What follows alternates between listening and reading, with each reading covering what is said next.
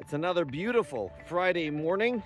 I'd mentioned last week there'd be a lot of yellow this week, and indeed there is. You can already see a lot of the sheathing around the building. That's going to continue over next week. This canopy was not here last week. This area is all smooth, no more ditch in the ground. The area that I'm standing in right now is the future area, please God, where the mikveh is going to be in the future. And a lot of the changes that happened this week are actually on the interior.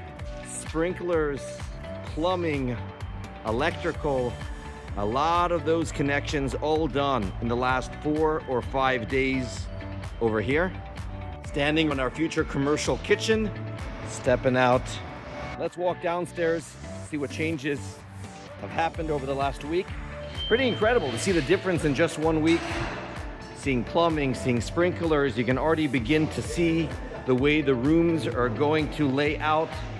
Standing right now in our teen lounge, standing in a dairy kitchen, standing in a Shabbat play area for kids. We're outside under the deck and already imagining how we're going to utilize this area as a play area, hangout area. Even if it's raining outside, kids have a nice area with a cover on top. Along this side of the downstairs, you can see the beginning of 3 classrooms all along this side of downstairs. So much progress in just 1 week. Very thankful to the team. It's been working so efficiently, so hard. Didn't even realize there was another 4 workers over here building a wall. This is going to be the downstairs stairwell and the planters that's going to take someone from the main level to the lower level downstairs.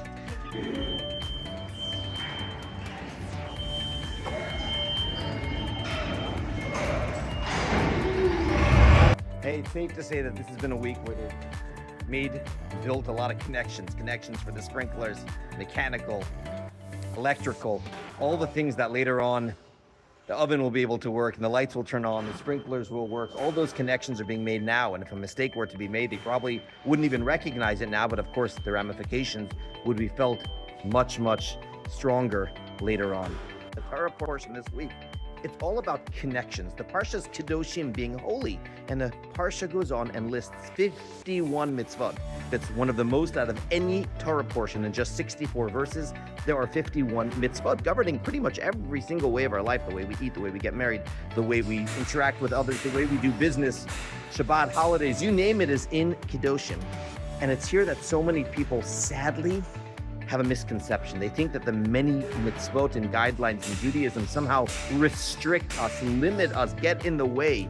And it's quite the contrary. They're not rules and commandments. They are opportunities and connections. Every single mitzvah is God telling us, I know how much you matter. I want your lives to matter. And I'm giving you a chance to connect with me, to connect to your soul, to make the world a difference. Sometimes you'll notice right away what that mitzvah does. Sometimes, like over here, you will not realize that connection until later on, perhaps only in the next world. But each mitzvah is plugging into something that is eternal, as we say in the blessing of the Torah. Torah emet, but you've planted inside of us eternal life. Mitzvahs are not an oi, it's not a burden, it's a joy. There's nothing more gratifying, satisfying than knowing how much you matter, that your actions make a difference. I think that to me is what's so satisfying about watching progress on a building, is seeing just in front of your eyes how something so real is built, how different things change from week to week. That is the way we're supposed to view our lives, with the mitzvot that we do in the building that we build inside of us, our own personal mishkan. Have a good shot.